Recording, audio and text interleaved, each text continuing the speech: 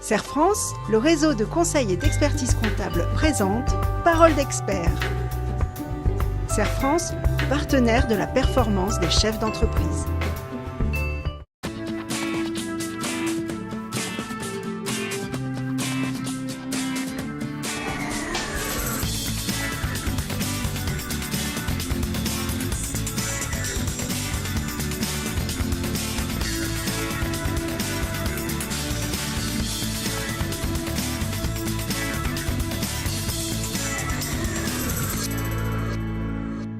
Bonjour à tous, bonjour Bénédicte. Bonjour Christophe.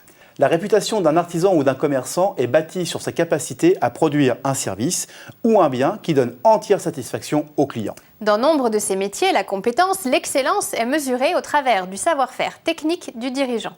Mais le meilleur pâtissier ou le meilleur menuisier ne sera pas forcément un bon gestionnaire, ni le meilleur chef d'entreprise. C'est pourquoi nous vous proposons quelques conseils pour vous aider à passer du métier de chef d'atelier à celui de chef d'entreprise.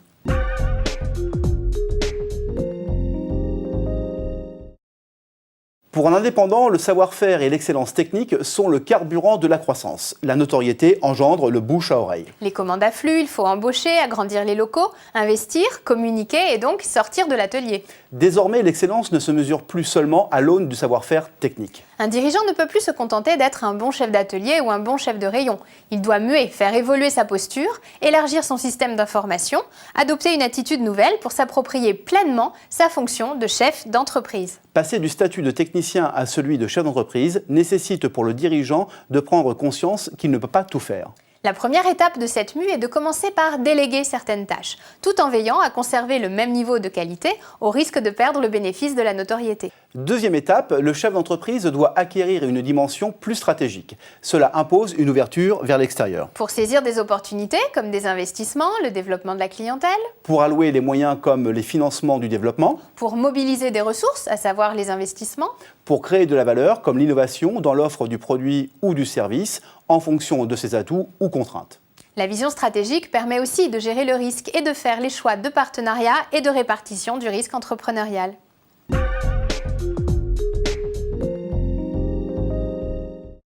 Être chef d'entreprise, c'est aussi être un manager.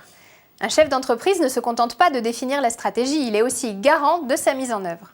Comment organiser l'activité ? Faut-il déléguer la fonction production entièrement pour se concentrer sur la relation client ? Qui accompagne l'entreprise financièrement ? À quelles conditions ?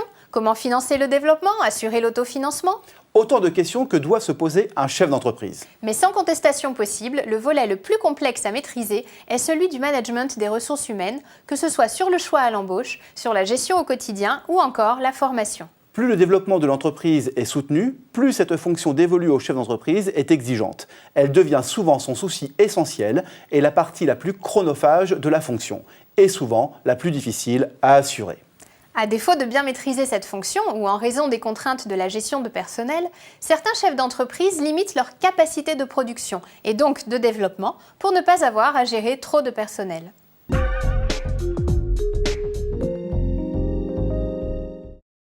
Le chef d'atelier est dans une posture de reproduction des tâches et des compétences.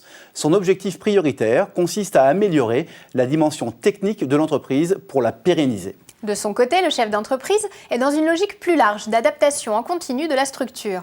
La difficulté dans cette évolution est qu'il n'y a pas de recette pour acquérir ces nouvelles compétences. Il y a quelques règles, des réflexes, mais cette attitude est d'abord subjective, comportementale, et les capacités des artisans ou des commerçants sur cette dimension sont très inégales. C'est pour cette raison qu'un accompagnement conseil pour faire évoluer ces comportements est souvent nécessaire.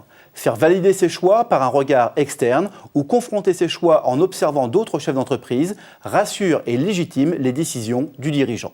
Il n'en demeure pas moins que la position de chef d'entreprise sera toujours plus inconfortable que celle de chef d'atelier, mais souvent plus exaltante. Nous espérons que ces conseils vous aideront à réussir votre mutation de chef d'atelier à chef d'entreprise. À bientôt pour de nouvelles paroles d'experts.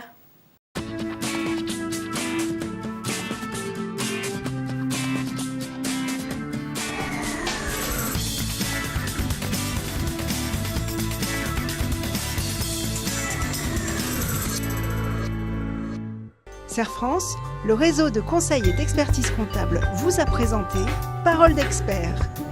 Serre France, partenaire de la performance des chefs d'entreprise.